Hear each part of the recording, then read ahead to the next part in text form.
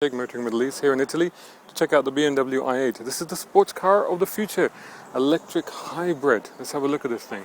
It's got some lovely lines on here. I love this scoop at the back, which supposedly will provide us some downforce, but the rear end actually hides a 1.5 litre 3-cylinder engine and a 6-speed automatic gearbox mated to, at the front, electric motors and a 2-speed automatic gearbox, and they all work together in tandem thanks to some clever computing.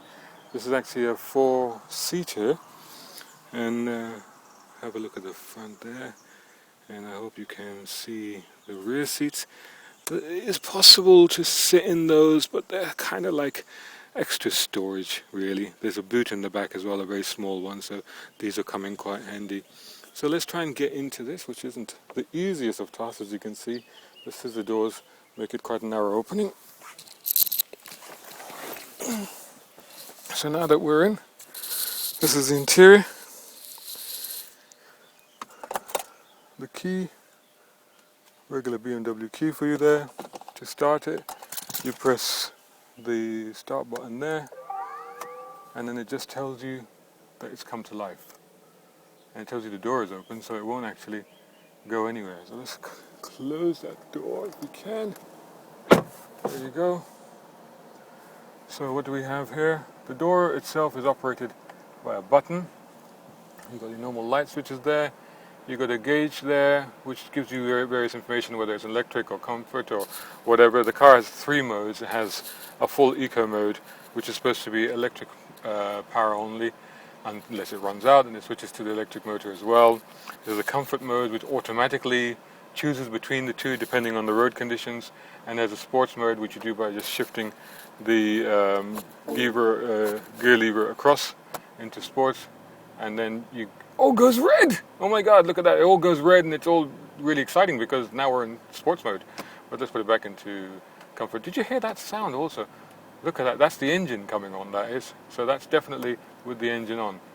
So a look at this steering wheel. Down here you have the buttons, as I was saying. You've got your modes, eco, comfort. You've got traction off as well. E-drive, purely electric drive, but you have limited range on there. BMW gear lever, as you get in most of the BMWs these days. Like I said, to put it into sport, you slide it over into there. You can see forward back here. There are also paddles on the steering as well.